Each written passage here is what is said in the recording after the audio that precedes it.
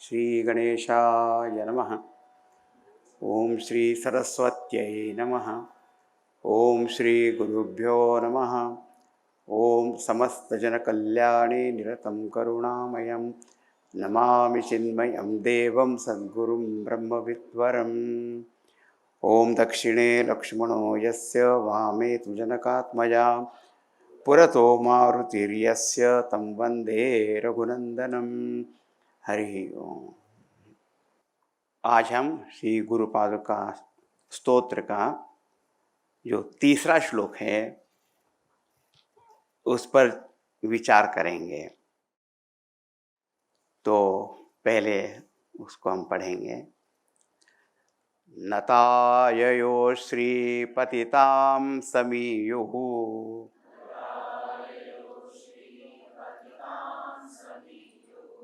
कदाचिदप्याशु दरिद्रवर्याः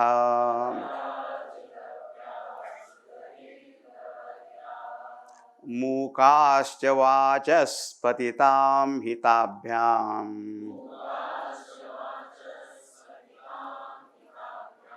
नमो नमः श्री गुरुपादुकाभ्याम्।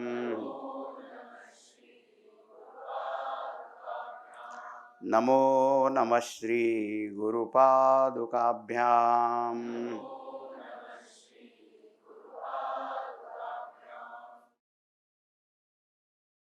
अब इस तीसरे श्लोक में गुरुपादुका की जो महत्ता है वो कैसी है यहाँ बता रहे हैं।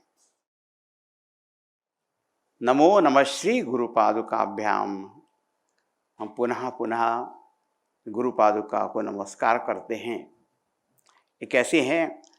नताययो श्रीपतितां समीयुः कदाचिदप्याशु दरिद्रवर्याः।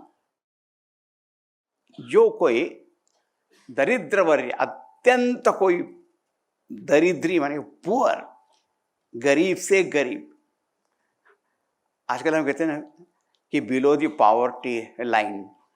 हाँ, तो ऐसी गरीबी की सीमा रेखा के भी नीचे कोई अत्यंत दरिद्री भी हो, गरीब हो, कदाचित तो कभी दरिद्र रहे हो, या ऐसे भी कभी भी एक बार भी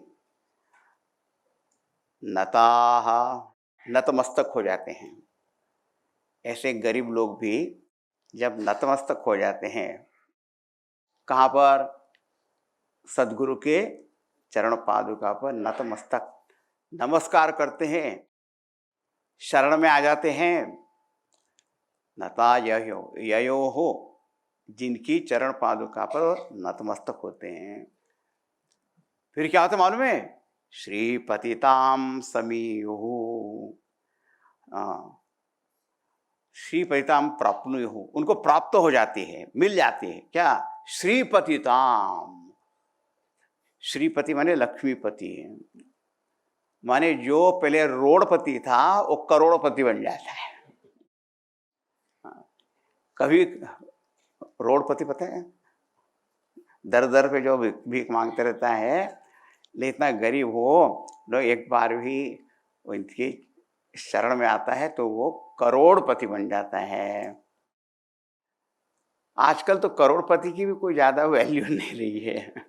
ओ बिलीनियर, ट्रिलिनियर, जिलीनियर, पता नहीं क्या को बन जाते हैं। माने वो धन संपत्ति से पूर्ण हो जाता है। तो कितनी देर? आशु, आशु माने जल्दी। भगवान शिव जी का एक नाम है ना, आशुतोष, क्योंकि भगवान शिव जी के से आशु जल्दी से ही प्रसन्न हो जाते हैं, ऐसा कहते हैं। तो क्या इस पंक्ति का अर्थ क्या हुआ? जो कभी कोई व्यक्ति गरीब दरिद्र रहा हो, वो भी गुरुपादुका की शरण में आकर लक्ष्मीपति मतलब धनवान बन जाता है, धनवान बन जाता है। अच्छा, और मूकाश्च वाचस्पतितां, और कोई मूक हो, मूक का शब्द होता है कि जो गूंगा हो, बोल नहीं सकता, उसे कहते हैं मूक। मुंह का अर्थ कभी किसी संदर्भ का कभी मूढ़ भी हो सकता है, लेकिन मूक माने जो गूंगा है वो वाचस्पति बन जाता है। वाच माने वाणी, पति माने becomes great eloquent speaker orator, वाचस्पति बन जाता है, बड़ा भारी वक्ता बन जाता है। ऐसे गुरु पादुका को हम बार बार नमस्कार करते हैं। अच्छा, अब ये दरिद्र शब्द पे ध्यान देने की जरूरत है। जब भी हम कभी दरिद्रता की, गरीबी की बात करते हैं तो हमेशा पैसे की दृष्टि से करते रहते हैं, ओनली फाइनेंशियल प्रॉपर, आप कहते पॉवर्टी, है ना, ये गरीब है, हमेशा पैसे की दृष्टि से ही देखते रहते हैं ना, आर्थिक गरीबी। लेकिन ध्यान से समझना, आदमी लोग गरीब केवल पैसे से नहीं होते हैं, बहुत प्रकार से गरीब होते हैं। गोस्वामी जी ने रामायण में एक बड़ी अच्छी पंक्ति लिखी है कि जिस व्यक्ति के पास ये भक्ति मणि आ जाती है ना, तो कहते मोह दरिद्र निकट नहीं आवा। उस व्यक्ति के पास मोह रूपी गरीबी, दरिद्रता पास में फटकती नहीं, आती नहीं है। तो केवल पैसे की गरीबी गरीब मत समझ लेना। कभी कभी पैसे गरीब वाले बहुत धनवान होते हैं, उनकी आंतरिक संपदा इतनी बड़ी होती है। हाँ, समझ गए नहीं? तो एक गरीबी होती पैसे की, आर्थिक होती है। दूसरी होती है, देखो किसी के पास पैसा हो और यदि हृदय की उदारता नहीं है, हाँ, जनरसिटी नहीं है, तो उसके पास कुछ मांगने भी जाओगे, मेरे पास क्या है, ऐसे बोलते हैं। एक बार हमने देखा, हमारे सदस्य लोग किसी के घर गए थे, कभी जो बड़े बड़े काम होते हैं ना, तो कभी दान के लिए मांगने के, वो इतना धनवान आदमी, उसने क्या कहा, क्या मैं अपने आप को बेच के तुमको पैसा दूं? बताओ ना कि हृदय की दरिद्रता कितनी है नहीं? कैन वी से इज ए रिच पर्सन? धन होना, लेकिन धनी होना, हृदय की उदारता होना, वो एक बात है ना। तो दरिद्री तो रह गया ना वो। इसलिए एक परिभाषा है कि को दरिद्रहा, बड़े गरीब कौन है? जो असंतुष्टा, जिसके पास बहुत है फिर भी संतोष नहीं है।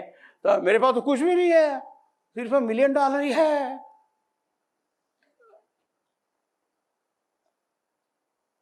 तो उसमें दूसरे में क्या फर्क रह गया?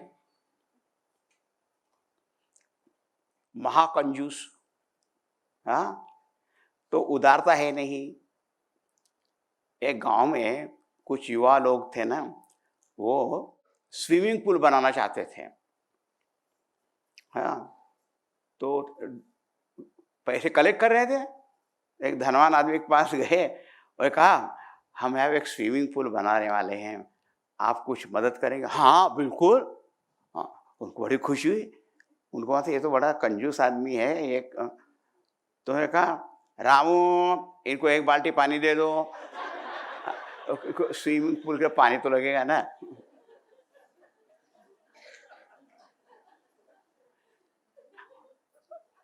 तो और हृदय की उदारता नहीं है, तो गरीब आदमी ही है वो। एंड मॉरली एथिकली गिरा हुआ है, वो भी दरिद्री है। नैतिक दृष्टि से भ्रष्टाचार करने वाला तो वो भी गरीब ही है। तो एक फाइनेंशियल पावर्टी होती है, एथिकल, मॉरल, इंटेलेक्चुअल। भगवान ने हमें मनुष्य जब बुद्धि दी है, लेकिन बहुत लोग उसका उपयोग करते ही नहीं हैं। उनको लगता है अभी बहुत साल जीना है, अभी से खर्च करूंगा तो कैसा चलेगा। हाँ, और अभी अभी जितने नए नए इन्वेंशन होते जा रहे हैं ना, टेक्नोलॉजी वाले, अभी तो आर्टिफिशियल इंटेलिजेंस, ये तो अपनी इंटेलिजेंस तो चली गई। हाँ, तो क्या हो गया, यूज नहीं करते हैं। एक मैंने अच्छा वाक्य पढ़ा, if brain was an app people would have used it. क्योंकि हम डिफरेंट ऐप सिर्फ यूज करते रहते हैं। कोई एक आदमी ब्रेन यूज करके पता नहीं क्या क्या खोज कर गया, और हम तो सिर्फ गैजेट्स यूज करते रहते हैं। उसका भी उपयोग कैसे करना वो मालूम नहीं है। साइंस टेक्नोलॉजी ये नए नए उपकरण तो लेके आ जाएंगे, लेकिन विवेक नहीं दे सकते। वो तो सत्संग से मिलता है।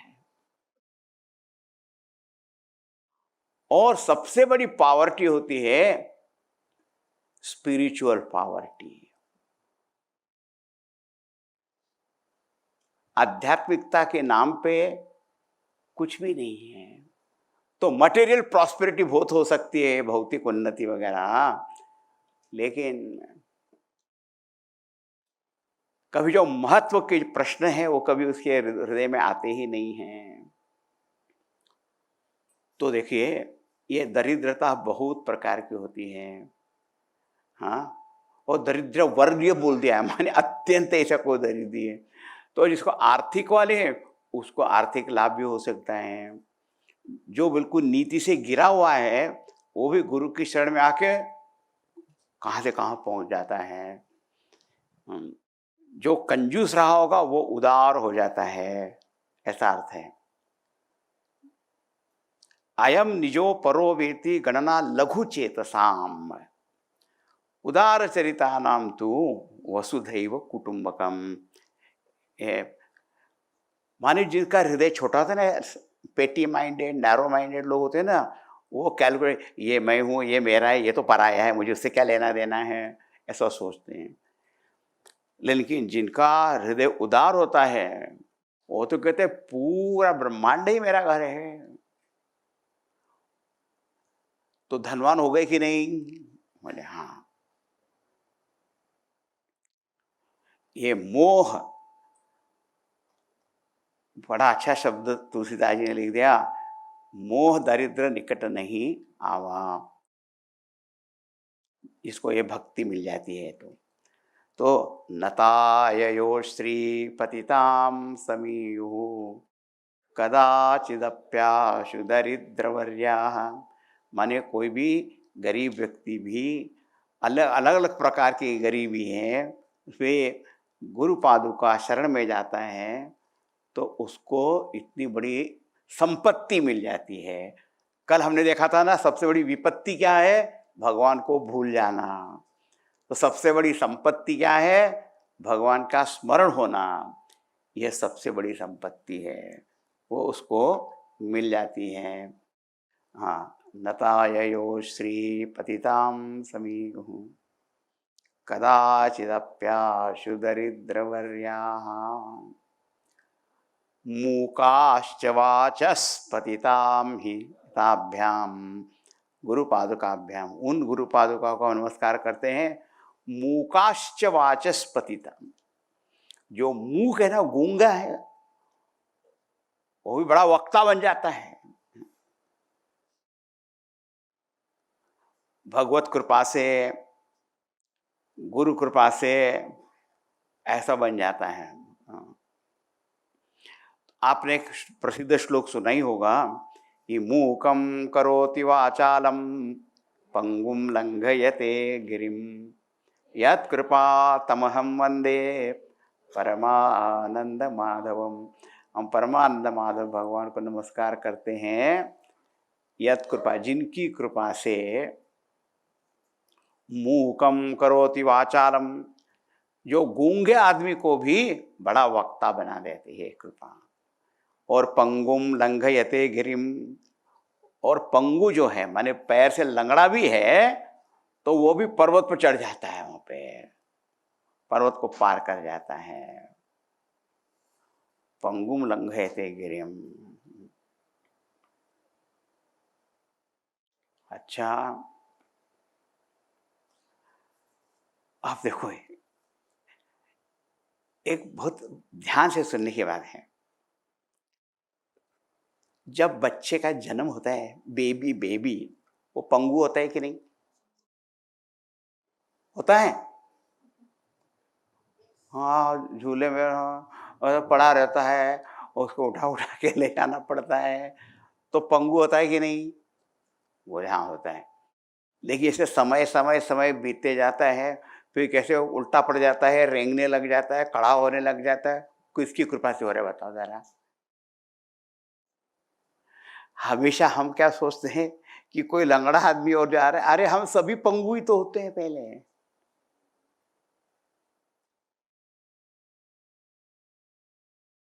आई बात समझ में?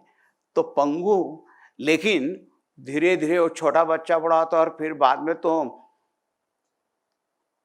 100 मीटर्स रन, ओलंपिक पता नहीं क्या-क्या तेज़ी से अगर रिकॉर्ड ब्रेक कर देता दूसरों के भी, इतने तेज़ी से भागता है वो। हाँ?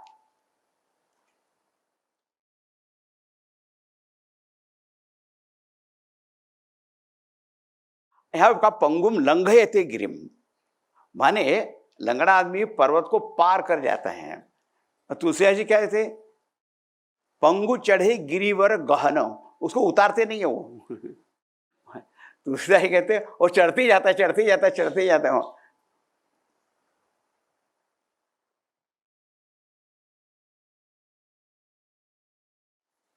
अच्छा, बच्चा बोलता है क्या? उसे रोना आता है उसको। उसका रोना भी अलग-अलग होता है, उसकी माँ को समझ में आता है। दूसरा कहता है, क्या रो रहा है बड़ा? गूंगा ही तो होता है। और कुछ समय बाद ये वो बोले नहीं तो चिंता कर, तो बोलता ही नहीं है ये। और बड़ी मजेदार बात है, वो जल्दी बोलता ही नहीं है। फिर आगे थे, चुप बैठ।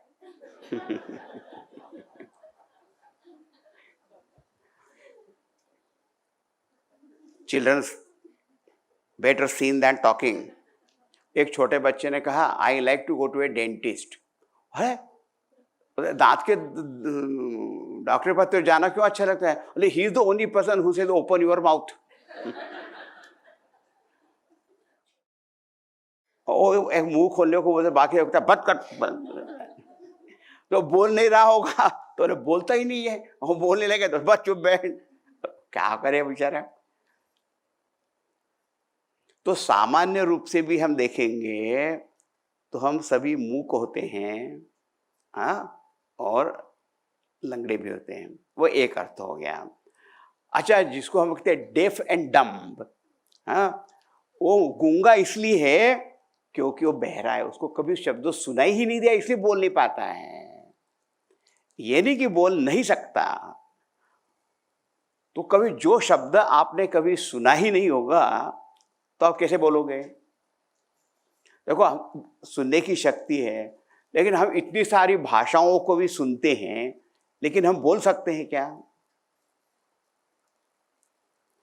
तो पहले तो सुनना आना चाहिए, फिर जो सुनता है फिर वही फिर बोल भी सकता है। तो सामान्य रूप से भी हमने अर्थ देखा, और वैसे भी कोई आदमी यदि गूंगा और बहरा भी है, तो भगवत कृपा से वो वाचस्पति बन जाएगा। मूकम करोति वाचालम, पंगुम लंघयते गिरियम। अंधा देखे लंगड़ा चलकर पहुंचे काशी रे, दर्शन दो घनश्याम, नाथ मोरी अखियां प्यासी रे। आपके दर्शन से ऐसा ऐसा हो जाएगा। ठीक है। अच्छा, अब जरा इस पे भी देखा, मूक, मूक का एक अर्थ हमने देखा कि बच्चा होता है वो मूक ही होता है। दूसरा, यदि कोई बहरा और मूक होगा ऐसा भी अर्थ होता है। और मूक का अर्थ क्या आता है मालूम है? अरे आप पता नहीं क्या क्या कहाँ से लेके आ जाते हो और हमसे पूछते रहते हो। जो समय पर उचित वाक्य बोलना नहीं जानता वो भी मूक है। देखो, परीक्षा में जब प्रश्न कोई पूछा गया, उसको बोलना ही नहीं आया, वाइवा वगैरह भी होते कि नहीं आपने? प्रश्न पूछा जाता है ना,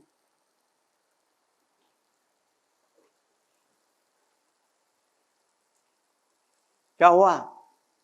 बोलना ही नहीं आया। या तो बुद्धि भ्रम हो गया, यहाँ पर कोई ज्ञान नहीं है। हाँ, और अच्छे पढ़े लिखे लोग सभा में, और उसको कहीं कुछ बोलना को बोला जाए तो मूक ही तो हो गया ना। समय पे, उचित समय पे, और जो उचित वाक्य बोल नहीं सकता वो भी मूक ही है। अच्छा, तो वाचस्पति का अर्थ कोई बहुत बड़ा बड़ा वक्ता ही हो जाना है ऐसा कोई जरूरी नहीं है। हाँ, लेकिन समय पर क्या बोलना चाहिए, कैसे बोलना चाहिए, किससे बोलना चाहिए, कितना बोलना चाहिए, हाँ, ये भी मालूम होना चाहिए। उसको होते वाचस्पति। कभी कभी अच्छे अच्छे वक्ता लोग भी, उनको भी समझ भी नहीं आता कितना बोलना, रुकते ही नहीं है, रुकते नहीं, बोलते हैं। और फिर कहा कि अरे मैं आज तो घड़ी लाना भूल गया, तो आदमी का कैलेंडर तो था सामने।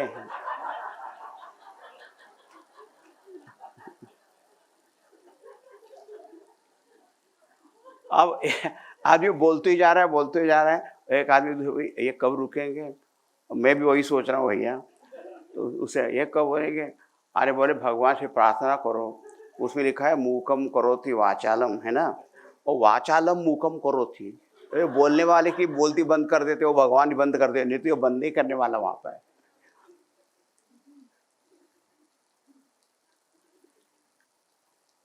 वाचस्पति।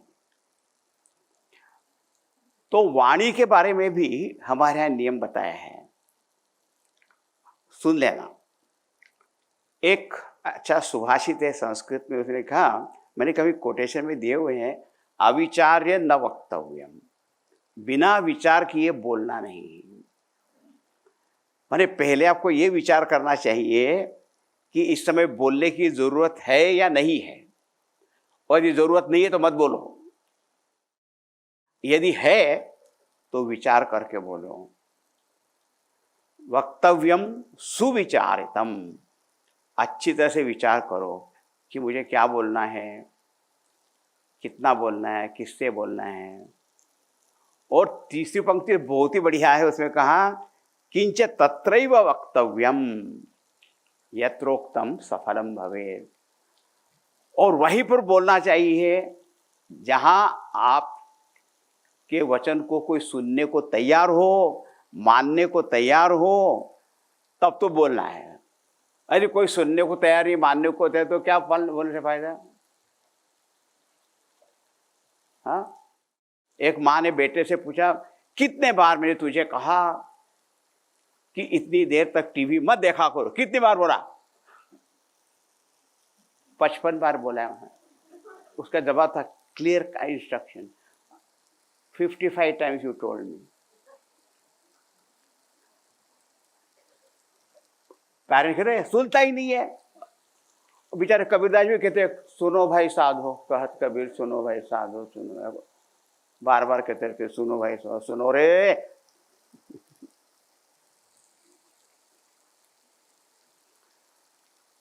ये वाचस्पति में एकदम बहुत बड़े वक्ता ही हो जाए ऐसी बात नहीं, लेकिन सामान्य इसमें भी तो हमको समझ में आनी चाहिए ना बात। अच्छा, एक बात और, प्रिय वाक्य प्रदानेन सर्वे तुष्यन्ति जन्तवः तस्मात् तदेव वक्तव्यम वचने का दरिद्रता। माने मीठी वाणी से बोलने से सब प्रसन्न हो जाते हैं, केवल मनुष्य ही नहीं, पशु पक्षी पेड़ पौधे वो भी प्रसन्न हो जाते हैं। आप प्यार से बोलोगे तो, आपसे भी कोई मीठी प्यार से बोले तभी तो आपको अच्छा लगता है कि नहीं। इसलिए कटु का वचन मत बोल तो ये पिया मिलेंगे। तो आपको मीठा बोलने में दरिद्रता क्या है? उसमें भी आप गरीब हो गए क्या? हो सकता है कि आपके पास कोई चीज देने की नहीं हो, लेकिन भगवान ने वाणी ऐसी दी है आप मीठा तो बोल ही सकते हो, उसमें भी आप गरीब हो गए। और सुनना है थोड़ा सा, और सुन, वचन कैसे होना था, भगवत गीता की बात बता रहा हूं। भगवत गीता में भगवान ने कहा आपका बोलना कैसे होना चाहिए, अनुद्वेगकरं वाक्यम सत्यम प्रियहितम च। आपका बोलना ऐसा होना चाहिए कि किसी के मन को दुखाने वाला नहीं होना चाहिए, उद्वेग विक्षेप उत्पन्न करने वाला। हम कहते हैं छुरे चाकू की चोट है ना वो भर जाती है, लेकिन किसी ने कड़वा वचन बोला ना वो बार बार याद आते रहता है, दिल जलाता रहता है। तो ऐसा वाक्य मत बोलो कि किसी के सुनने वाले की फीलिंग्स आर हर्ट।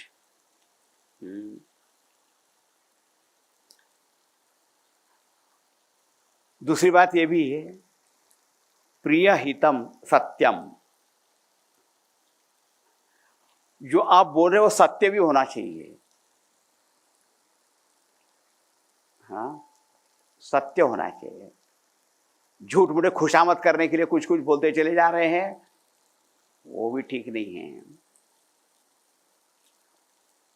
अच्छा, कभी कभी लोगों को सत्य तो कड़वा लगता है, तो सत्य भी होना चाहिए और हित कर माने बेनिफिशियल भी होना चाहिए, उसका हित करने वाला भी होना चाहिए। अच्छा, यदि वो सत्य बड़ा थोड़ा सा कड़वा सा है, सुनने में अच्छा नहीं लगेगा, उसको प्रिय ढंग से बोलना चाहिए, ऐसे ढंग से बोलना चाहिए कि एकदम उसको चोटने लगे। और उसका अच्छा दृष्टांत तो यही होता है कि जैसे कोई पेशेंट है ना, कोई रोगी है,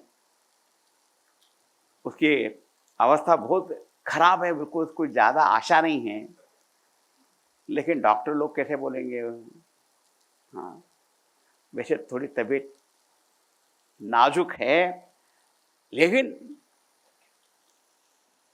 अभी 24 घंटे और देखना चाहिए। और जो समझने वाले समझ जाएंगे, और ये तो गया, समझ लो गया, ये कोई बोलना हुआ,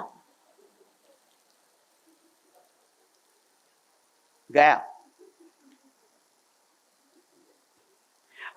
आपने सत्य भी बोला होगा, लोगों ने कोई ऐसा थोड़े थे मुंह फट जैसे कुछ भी बोलने वहां पे। बहुत सारे लोग ऐसे कहते हैं मैं तो, अरे तो मुंह फट आदमी है, सत्यवादी थोड़ी है। तो सत्य भी हो, हितकर भी हो, प्रिय ढंग से बोलना हो, मन में उद्वेग वहां पर नहीं हो। हाँ, उसको थे वाचस्पति, वैसे तो फिर वाचस्पति, हाँ तो पहले कहा ना कर्म कवित्व वाराशी निशा कराभ्याम, तो किसी में तो कवित्व वगैरह है, वो तो फिर और बड़ी बात हो गई। ठीक है, मूकाश्च वाचस्पतितां हिताभ्याम, नमो नमः श्री गुरुपादुकाभ्याम, नमो नमः श्री गुरुपादुकाभ्याम। इसलिए सबसे अच्छी वाणी वाचस्पति का है, भगवान नाम स्मरण करो, भगवान नाम स्मरण। अच्छा, श्री कृष्ण गोविंद हरे मुरारे,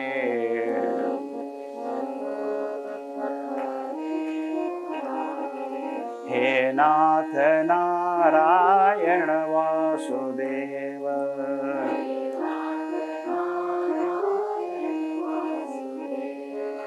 श्री कृष्ण गोविंद हरे मुरारे,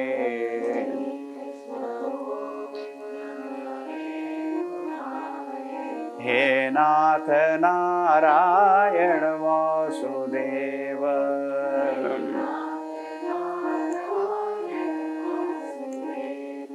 श्री कृष्ण गोविंद हरे मुरारे,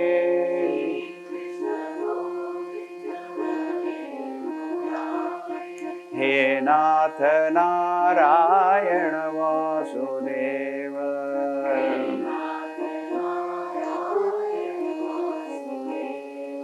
श्री कृष्ण गोविंद हरे मुरारे,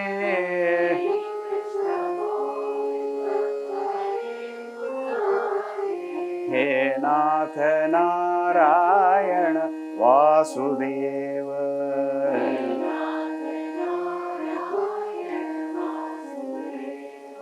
श्री कृष्ण गोविंद हरे मुरारे,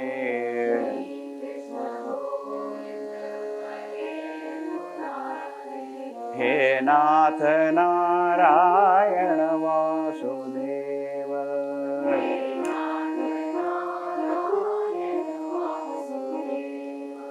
हे नाथ नारायण वासुदेव।